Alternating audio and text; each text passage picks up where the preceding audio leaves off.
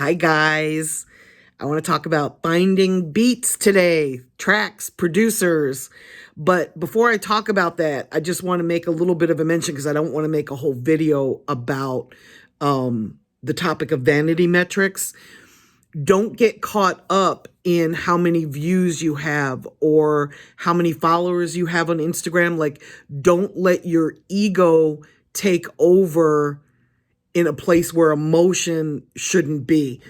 Like, it's much better to have 1,000 really solid fans and people that engage with you and interact with you than it is to have 30,000 bots or 50,000 people, in Indonesia and Brazil who will never come to a show and will never buy a lick of merchandise. I know a lot of artists get wrapped up sometimes and feel frustrated because they feel like having larger numbers attracts more people.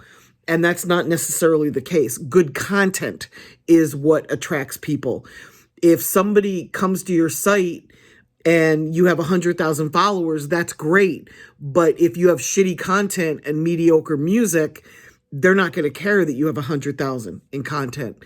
Most people are looking for stuff that's interesting and entertaining. They're not looking for big numbers. Certainly they expect Drake to have millions of viewers, and they expect, Ed Sheeran to have millions of viewers and Lizzo because of who they are. But at the end of the day, people didn't turn away from any of those artists coming up when they were coming up saying, oh, their numbers weren't high enough. At some point in time, all of them had 10,000, 20,000, 30,000. And look where they are today. So don't get caught up in the vanity metrics. That's just your ego talking. What matters is how many followers do you have on Spotify? How many streams are you getting on Apple Music? Because that's what's making you money. And you're doing this for the money. You're not doing this for the popularity. Look at all the people on Instagram, like the trolls that have 300,000 followers, but they're not making a dime. So don't go by how something makes you feel. Go by what really impacts your career. Okay, finding beats. And this is such a difficult topic because in a perfect world, you want to have a relationship with the producer and you want to be able to go into a studio and record. But when you're first starting out, the hardest thing to do is find tracks, especially if you don't have a budget where you can buy tracks. So I'm going to suggest that you get on social media, you build as many relationships as possible.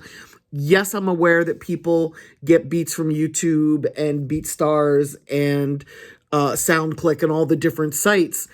The reason that I don't utilize them is because my clients actually put money into marketing and promoting songs.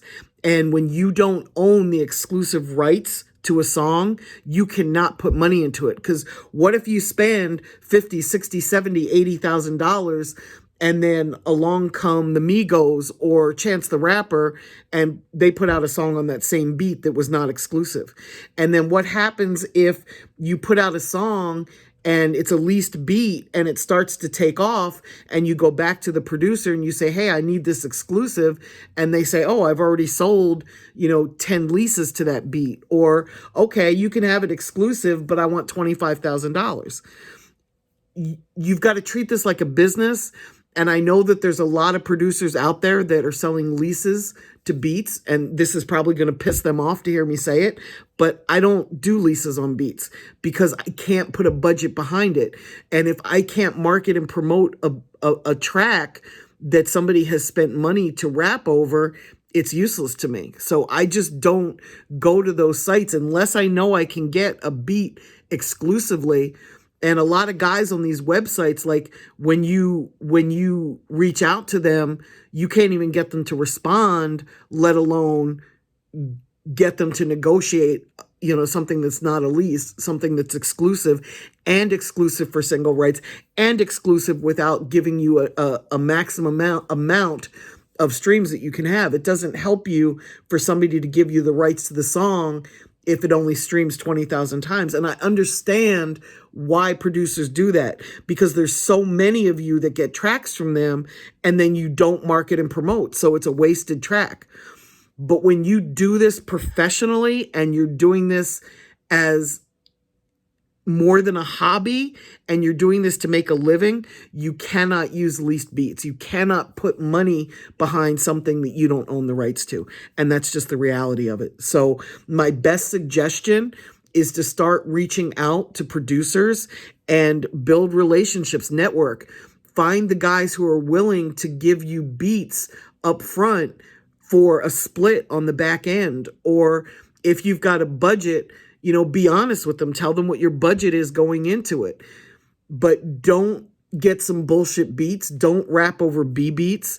Rap over the A beats. Rap over singles. Rap over music that's amazing. Do not rap over a beat that somebody else owns. Do not jack a Lil Wayne beat. Do not jack a Block Boy beat. Do not jack a Gunna beat and rap over it. That spells amateur right out the gate.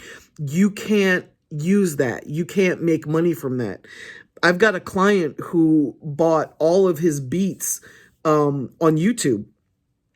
And he's got some amazing production, but after he spent thousands of dollars to shoot the video and upload his video to YouTube, he got takedown notices because other people owned those beats. And those beats were put up by the producer, and there was a takedown notice. So we couldn't even make money from the beat that we had paperwork on that said that we owned the rights to the beat. Like, it became a nightmare to work that out. YouTube is not in the business of trying to hear us out. They don't give a fuck. So if there is a copyright claim, they just take it down. And if you get 3 of them, and by 3 of them, it could be the same song. So you could put up a lyric video, you could put up a music video, and you could put up the audio version of your song. That's 3 strikes. They pull down your whole account. You lose your YouTube account. And YouTube is too important to lose. So when you're finding beats, all I ask is that you make sure that you have the rights to use it. Make sure that you get signed paperwork.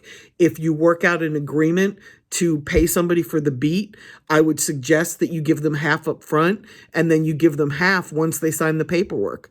So I know how hard it is to find beats, and I'm very uncomfortable making this video because I believe that every producer should get paid. I also believe that this is a production-driven industry, which means if you don't have the right beats, it's going to be really hard to attract an audience.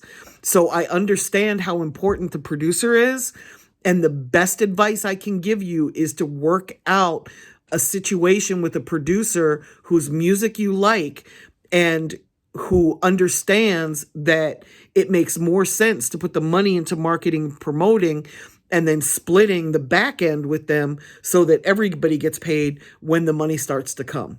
That's just my advice. As you build a buzz and your movement gets bigger, it's going to be relatively easy to find beats because producers are going to be throwing them at you.